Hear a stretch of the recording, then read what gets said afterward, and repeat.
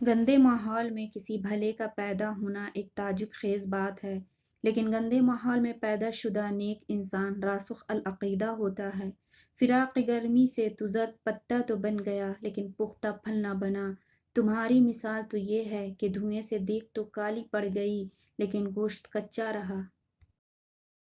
ہفتے میں ایک بار ضرور کسی غریب کو اچھا کھانا کھلاؤ اور اپنے مال کا کچھ حصہ اللہ کی راہ میں دے کر اللہ سے تجارت شروع کر دو۔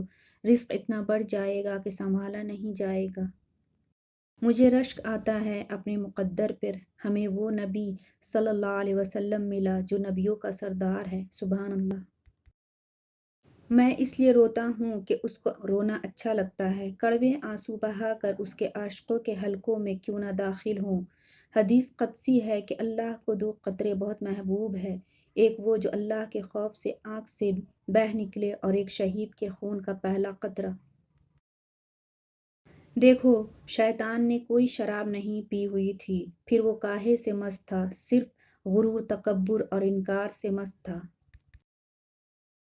بیدار کر دینے والا غم غافل کر دینے والی خوشی سے بہتر ہے۔ عالم کو دیکھنا بھی ایک عبادت ہوتی ہے، اس سے نیک بختی کے دروازے کھلتے ہیں۔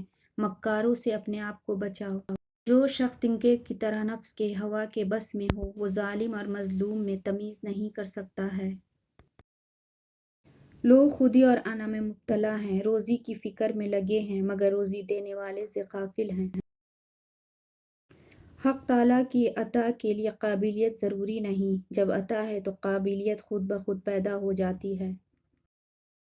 اپنی روح کا سودا کسی بھی چیز کے ساتھ مت کرو، یہ واحد چیز ہے جو تم اس دنیا میں لے کر آئے اور صرف اسے ہی واپس لے کر جاؤ گے۔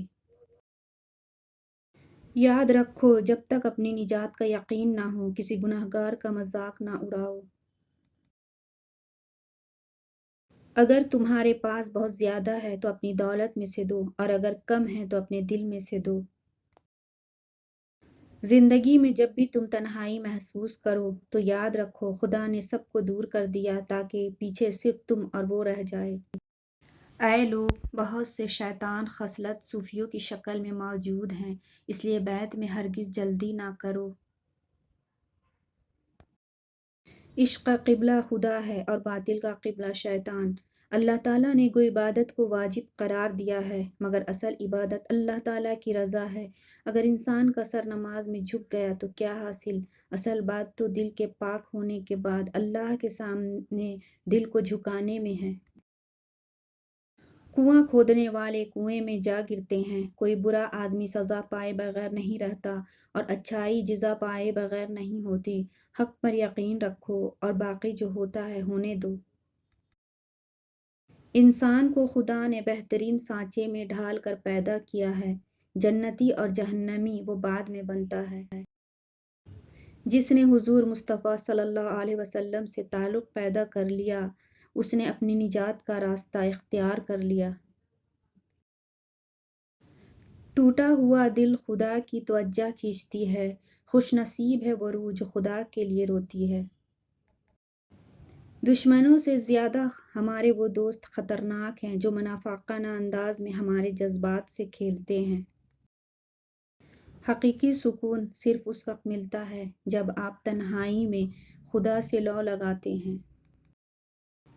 خواہش کے سانپ کو ابتدا میں ہی مار دینا چاہیے، اگر دیر کرو گے تو یہ بڑھتے بڑھتے اژدہا بن کر تمہارے قابو سے باہر ہو جائے گا۔ یہ بات معنی نہیں رکھتی کہ آپ کتنی زبانیں سمجھ سکتے ہو، صرف دلوں کو سمجھنا ہی آپ کو اہم بناتا ہے۔ ہم ایسے منافق لوگ ہیں جو کسی کی تکلیف کو اس کے گناہوں کی سزا سمجھتے ہیں اور اپنی تکلیف کو آزمائش۔ ماں باپ کے ساتھ آپ کا سلوک ایسی کہانی ہے جو لکھتے آپ ہیں لیکن آپ کی اولاد آپ کو پڑھ کر سناتی ہے۔ اگر تم قرآن کو آنکھوں سے دیکھو گے تو الفاظ نظر آئیں گے، دماغ سے دیکھو گے تو علم نظر آئے گا، دل سے دیکھو گے تو محبت نظر آئے گی، اور اگر اپنی روح سے دیکھو گے تو تمہیں خدا نظر آئے گا۔ اے انسان، ہر راز کسی نہ کسی وقت ظاہر ہو کر رہتا ہے، اس لیے بدی کا بیج نہ بو کیونکہ وہ ضرور اگے گا۔